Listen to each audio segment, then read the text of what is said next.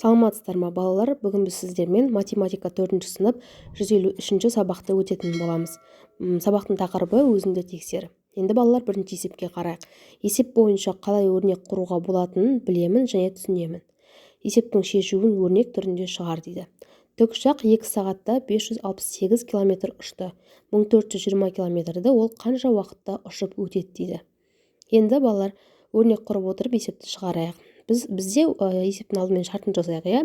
568 км-ді ол 2 сағатта жүреді. Сонда 1420 км-ді қанша сағатта жүретінін, яғни ұшып өтетінін табуымыз керек. Ол үшін біз 568-ді 2 сағатқа бөлеміз. Яғни 1 сағатта қанша уақыт ол ұшатынын табуымыз керек. 568-ді 2-ке бөлсек, бізде 284 болады. Өрнек құру үшін алдымен 1420 бөлінген жақша ішіндегі 568 бөлінген 2, жақша жабылған тең 1420 бөлінген 284. Міне, бұл өрнек болды, иә. Енді бұның жауабы бізде 5 сағат болады. Сонда жауабы 1400 км-ді 5 сағатта ұшып өтеді. Келесі бізде екінші есеп. Тікбұрышты параллелепипедтің көлемі мен қырының ұзындығын табуға берілген есептерді шығара аламын және формулаларды қолданамын. Көлемі, ұзындығы және ені белгілі қораптың биіктігін тап дейді.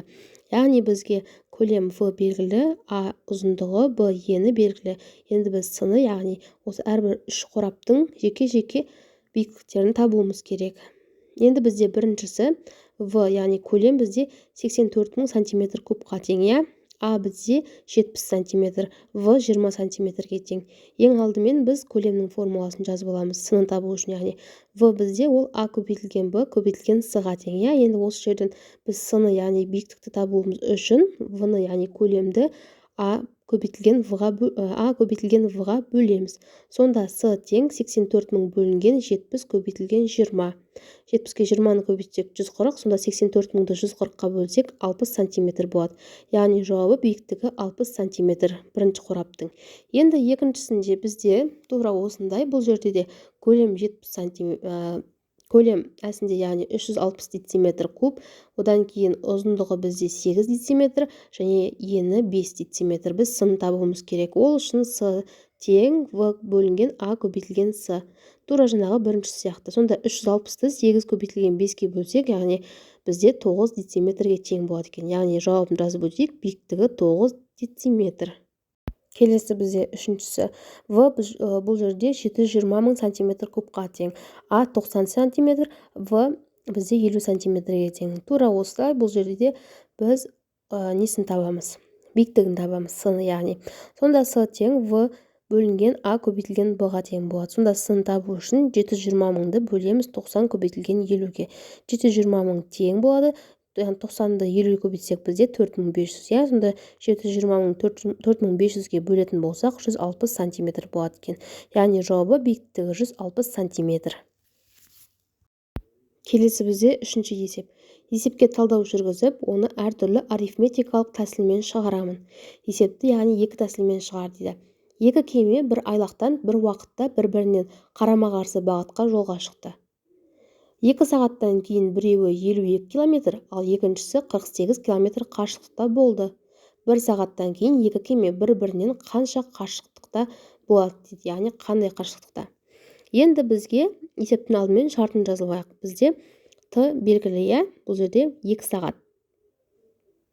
Одан кейін бізде С1 және С2 бар, иә, яғни С. Бұл жерде S1-міз бізде 52 км-ге тең, S2 48 км-ге тең. Енді бізге жалпы S табуымыз керек. Ол үшін біз бірінші V1-ді және V2-ні тауып аламыз және V қашықтау жылдамдығын табамыз. V1 табу үшін S1-ді біз Т-ға бөлеміз. Сонда 52-ні 2-ке бөлетін болсақ 26 км/сағатқа тең болады. Ал V2-ні табу үшін біз С2-ні Т-ға бөлеміз. Сонда 48-ді 2-ке бөлетін болсақ 24 км/сағат болады. Енді V қашықтау жылдамдығын табамыз. Оны табу үшін біз екі жылдамдықты бір-біріне қосамыз, яғни V1 мен V2-ні. Сонда бізде V1 26-ға тең, ал V2 24-ке тең. 26-ға 24-ті қосатын болсақ, бізде 50 км/сағатқа тең болады екен. Енді жалпы S табу үшін біз V қашықтау жылдамдығын Т-ға көбейтеміз. Яғни 50-ді біз 1 сағатқа көбейтеміз, иә, себебі 1 сағаттан кейін олар қандай қашықтықта болады деп тұр. Енді біз екінші амалды орындап көреміз. Бұл жерде біз осы екі жылдамдықты қосып, оны екіге бөліп және бірге көбейтеміз. Ол үшін 52 қосылған 48 жақша ішіндегі, яғни және оны 2 сағатқа бөлеміз және 1 сағатқа көбейтеміз. Сонда 50 километрге тең болады екен. Яғни жауабы 1 сағаттан кейін екі кеме бір-бірінен 50 километр қашықтықта болады екен. Келесі бізде төртінші есепті теңдеу құрып шығар дейді. Автосаяхатшылар бірінші күні 70 км/сағат жылдамдықпен 5 сағат, ал екінші күні 65 км/сағат жылдамдықпен, яғни бірнеше сағат жүрді. Олар барлығы 870 км жол жүрді. Автосаяхатшылар екінші күні қанша сағат жүрді дейді. Алдымен есептің шартын жазыламыз. Бірінші күні 70 км/сағаттан 5 сағат жүрді. Екінші күні 65 км/сағаттан белгісіз сағат жүрді. Себебі бірнеше сағат жүрді және қанша сағат жүрді деп бізден есептен сұрап тұр. Ал жалпы жүрілген жол бізде 870 км-ге тең екен. Енді есептің шешуін табу үшін біз теңдеу құру арқылы шығарамыз.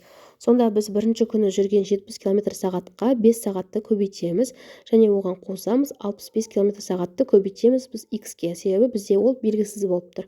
Сонда тең дейміз де жалпы жүрілген жолды жазамыз 870 деп. Сонда 70-ті 5-ке көбейтсек 350 қосылған 65 көбейтілген x тең 870 болады. Енді біз осы 870-тен 350 алып тастаймыз. Сонда 65 көбейтілген x тең 870 минус 350. 65 көбейтілген x тең бізде 870-тен 350-ді алсақ 520-ға тең. Енді x-ті табу үшін 520-ны 65-ке бөлеміз. Сонда x тең 520 бөлінген 65. x тең болады 8-ге. Яғни автосаяхатшылар екінші күні 8 сағат жүрген екен. Келесі бізде 5-ші есептің дұрыс шығарылғанын тексере аламын дейді. Яғни бізге бұл жерде көлем табуымыз керек және олардың қосындысын тең бе дейді. Яғни бізге параллелепипедтер берілген. Біріншісі бізде v, яғни көлем тең a көбейтілген b көбейтілген c деген формуланы естен шығармайық. Көлемге байланысты есептің барлығы осы формулаға байланысты шығады екен. Бізде ұзындығы 9 см бірінші қораптың, одан кейін оның ені 5 см, ал биіктігі 8 см. В-ны табу үшін үшеуін бір-біріне көбейтеміз. Сонда v тең 9 көбейтілген 5 көбейтілген 8. Сонда ол бізде 360 см кубқа тең болады екен. Енді екінші қорап бізде v1 қорабы деп алайық оны. Бізде v1 қорабы A1 бізде 7 см-ге, V1 5 см-ге, ал C1 8 см-ге тең. Енді V1 табу үшін A1 көбейтілген V1 көбейтілген C1 деген формуланы қолданамыз. V1 тең 7 көбейтілген 5 көбейтілген 8. Сонда ол 280 см кубқа тең болады екен. Енді біз V2 қорабын табамыз. V2 тең A2 көбейтілген B2 көбейтілген C2 формуласын қолданамыз. Тура көлемнің формуласы, бірақ A2, V2, C2 екенін шатастырмауымыз керек. Яғни бізде бұл жерде 3 қорап беріліп тұр.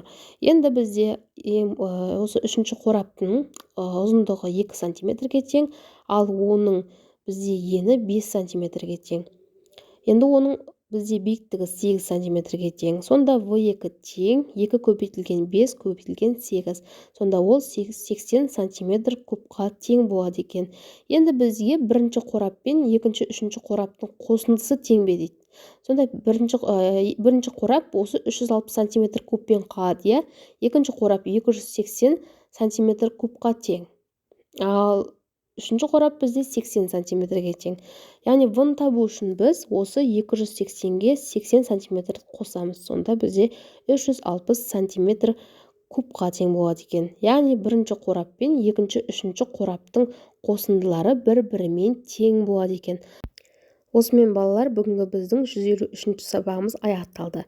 Менің каналымнан 4-ші сынып математика және 4-ші сынып қазақ тілі пәндерінің үй жұмыстарының немесе сабақтардың толық жауаптарын көре аласыздар. Сол себепті балалар, каналға міндетті түрде тіркеліп, видеоға лайк басып қойыңыздар. Сау болыңыздар.